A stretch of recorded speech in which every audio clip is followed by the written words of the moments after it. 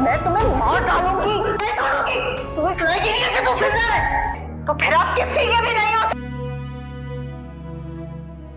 मैं सब कुछ बर्दाश्त कर सकता हूँ लेकिन तुम्हारी नाराजगी बर्दाश्त नहीं कर। दोस्तों ड्रामा सीरियल तेरे जाने के बाद जिसमें आप लोग देखने वाले हैं, ये ड्रामा बहुत ही इंटरेस्टिंग बन चुका है।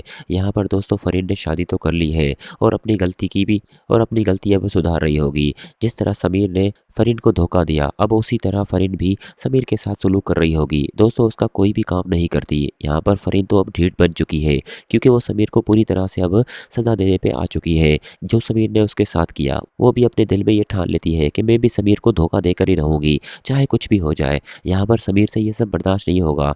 वो फरीन पर हाथ भी उठाता है क्योंकि दोस्तों बर्दाश्त की भी कोई हद होगी। यहाँ पर उसने शादी तो कर ली है, उसने सोचा था कि फरीन एक बहुत अच्छी लड़की है, लेकिन जब वो फरीन के तेवर देखेगा तो दोस्तों वो जरा देर नहीं करेगा फरीन को एक बार फिर धोखा देने में, क्योंकि फरीन को तो वो इस्तेमाल कर रहा है अपने पैसों की वजह से।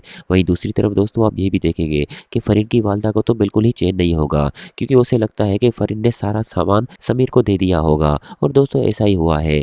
इसी वजह से फरीन की वालदा को बिल्कुल चैन नहीं होता। वो तो एक बार फिर सजल को बेइज्जत करती है कि तुम्हारी वजह से आज ये सब हुआ है, अगर तुम ना होती तो हमारे घर में बहुत सुकून होता। लेकिन यहाँ पर आप सबको पता है कि सजल भी आखिरकार कितना बर्दाश्त करेगी। वो भी अपनी सास को कह देती है कि ये सब मेरी वजह से नहीं हुआ, आपकी बेटी के ऐसे ही तेवर थे शुरू से, हमें तो पता है। अच्छा हुआ मेरे भाई से आपकी बेटी की शादी नहीं हुई, वरना मेरे भाई की ज़िंदगी पूरी तरह से तबाह हो जाती। यहाँ पर फरीन की वालदा कहेगी अब तुम्हारी भी ज़ुबान चलने लगी है, लेकिन यहाँ पर दोस्तों कहेगी अम्मी जी आप तो सारा दिन मुझे बेइज्जत करती रहती है, अगर मैंने कुछ आपको बोल दिया तो आपको बुरा लग गया, आखिर मैंने गलत क्या कहा, ये सब कुछ आपकी बेटी की वजह से हुआ है।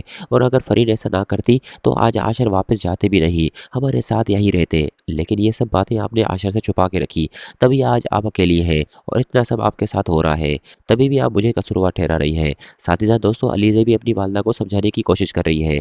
यहाँ पर सजल का कोई कसूर नहीं है, ये सब फरी आप ही का कसूर है, फरी ने ये सब किया है। आप उसकी गलती छुपाने के लिए सजल पर इल्ज़ाम डाल रही है, ऐसा वैसा कुछ भी नहीं है। आपको बस सजल को समझाना होगा ताकि वो इस दलदल से निकल आए और समीर को छोड़ दे।